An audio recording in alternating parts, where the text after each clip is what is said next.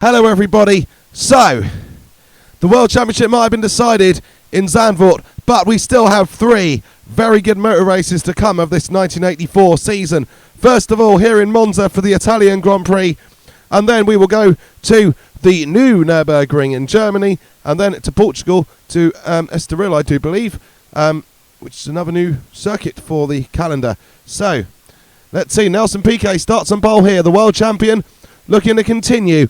Doesn't look like winning the championship is going to make him back off, does it? Prost, second, DeAngelis third. That's pretty much become the standard sort of order this season now, hasn't it? Certainly as we've got into the second half. Nikilauda fourth, teofabi, he will see an opportunity, qualifying fifth in that Brabham. He is very much getting up to speed in that car now, and he might actually have a chance to maybe even get on the podium today, potentially, if he can utilise the position that he's potentially in. Rosberg sixth in the Williams, Mansell seventh. Then it's Patrick Tambay. And then the 2 Alfa Romeos qualifying 9th and 10th. Patrese ahead of Chiva, but both of them ahead of Ferrari. It shows how far they have slipped from winning 2 of the first 3 races to now being Alboreto 11th and then Warwick 12th. Warwick's had a pretty bad qualifying session as well. Very unlike Derek Warwick this season. Jacques Lafitte, he's 13th from the Williams. René Arnoux 14th. Mark Scherer, he starts 15th on the grid. You've got Andrea De Cesaris 16th in his Ligier, and then Stefan Johansson stepping in for Ayrton Senna at Tolman due to Senna leaving the team and being dumped for this race. He is actually in the race in our series because we need 32 runners on the grid, and Senna has to be one of them. So he's been put down towards the back of the grid with the other guys who are actually non-runners in this race, like Streff and the Tyrrells. So there's Berger in 20th, out qualifying Manfred Winkelhock, who I called Marcus last time. Isn't Marcus the guy who... It's Marcus Winkelhock, isn't that the guy who led the one lap of the European Grand Prix? I'm sure it is. I must have got them muddled up there. I'm not sure if there's any relation. I used to know all this stuff, but when you don't look things up for a while, you sometimes start to forget. So I'm sure I will remember it again at some point. So here is Piquet staring straight down the track.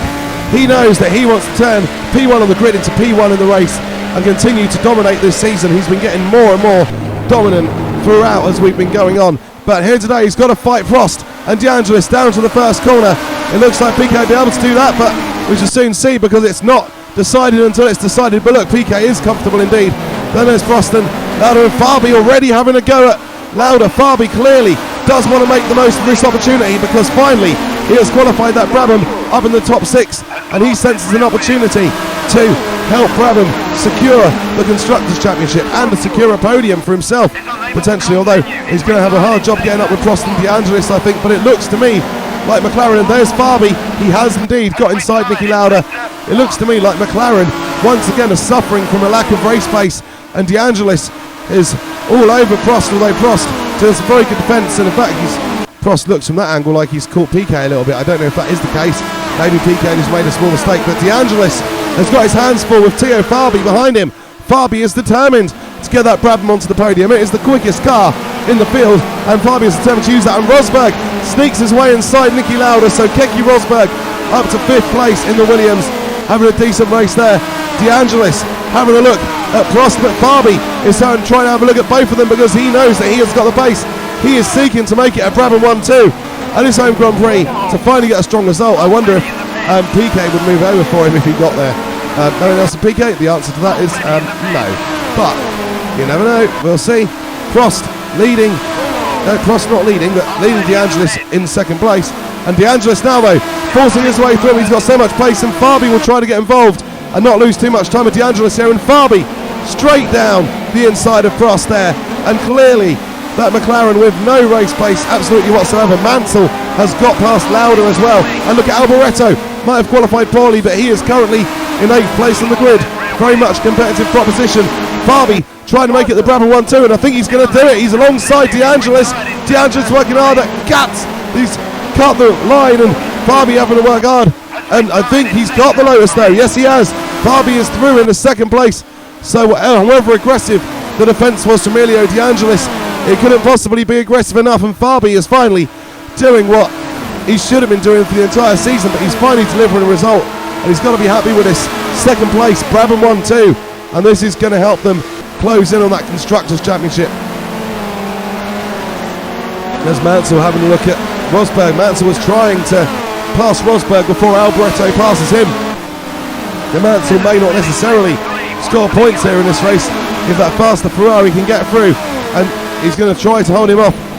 But for now, we're going to go back and we're going to look at Nelson Piquet, a guy we've not seen an awful lot of in this race because he has just simply been so far ahead. But Nelson Piquet now comes across the line to win the Italian Grand Prix, and it really is now a parade for Nelson Piquet to the end of the season, showcasing everything that has made him world champion the last 2 seasons. Piquet, and really doing it with pride. So great result for Nelson Piquet. Fabi makes it a Brabham 1-2. So fantastic for Brabham. And then eliodeangelis, he finishes in 3rd place. Alainprost holds on to 4th with a McLaren that wasn't that quick, but was quick enough to hold ahead of Rosberg anyway. Rosberg finishes 5th, and Nigel Mansell does indeed hold that 6th place from michelealboreto's Ferrari. Nikilauda in the end dropped to 8th, so just demonstrating the sheer lack of race pace from McLaren. Very disappointing for them. So the Drivers' Championship then, Piquet on 85, DeAngelis 48. That's 37 whole points behind. I mean, that is an absolute chasm, and it could get wider before the end of the season. You know, I don't know if Piquet's aiming at any particular gap. If he's aiming at 50, that would be a bit of a landmark, I think, and he's 37 ahead. He'd need to get at least 13 points from 18, with DeAngelis not scoring anything. So, yeah, it might be tricky, but I'm sure Piquet will be aiming for it. He's on 85. DeAngelis is on 48. Prost is on 46, so he is still in it. Warwick on 33, but nowhere this weekend at all. Arnoux on 26. Rosberg on 21. Tombe 18. Mansell 18. And that battle with Alboreto was actually a battle for position in the championship because Mansell takes the point and goes on to 18 points. Alboreto doesn't and stays on 17. Lauda is on 13. And Fabi is on 11 points.